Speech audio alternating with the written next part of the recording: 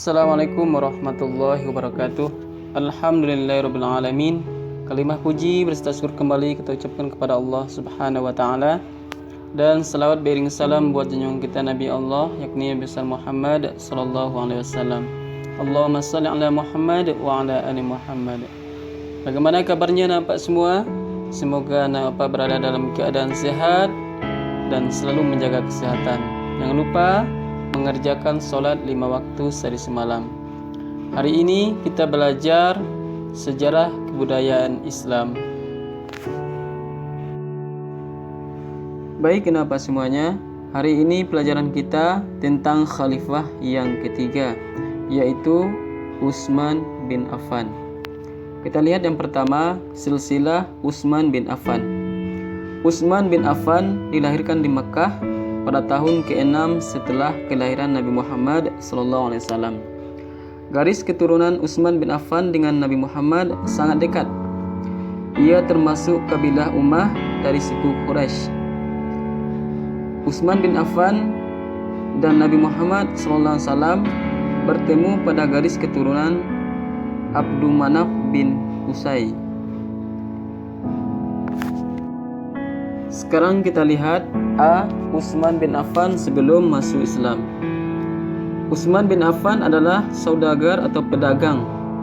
Ia termasuk saudagar yang sukses dan berhasil. Utsman bin Affan terkenal lembut, sabar, tekun, dan pemurah. Dengan ketekunan yang dimilikinya serta kemurahan hatinya dalam berdagang, pada usia yang masih muda, Utsman bin Affan sudah berdagang ke negeri Syam dan Hirah. Pada waktu itu, negeri Syam masih dijajah kerajaan Romawi, sedangkan Hirah adalah jajahan Persia. Dengan pengalaman berdagang, ia memiliki kekayaan yang banyak dan sahabat yang banyak. Itulah sedikit tentang Utsman bin Affan sebelum masuk Islam. Sekarang kita lihat yang B, Utsman bin Affan setelah masuk Islam. Sebelum masuk Islam, Utsman bin Affan tidak banyak mengetahui tentang Nabi Muhammad SAW. Utsman bin Affan hanya mengetahui tentang beberapa pribadi dari Nabi dari orang lain. Ia mengetahui bahwa Nabi Muhammad memiliki kejujuran. Ia juga mengetahui sedikit tentang kepemimpinan Nabi Muhammad SAW. Keinginannya untuk menemui Nabi Muhammad kemudian disampaikannya melalui sahabatnya, yaitu Abu Bakar Siddiq.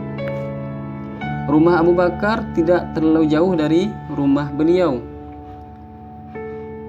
Abu Bakar banyak bercerita tentang kepribadian Nabi Muhammad SAW, dan Abu Bakar menerangkan tentang kenabian dan Rasulullah Muhammad SAW adalah seorang rasul untuk memimpin kita ke jalan yang benar, dan saya sendiri telah mengimaninya dan sudah menjadi seorang muslim.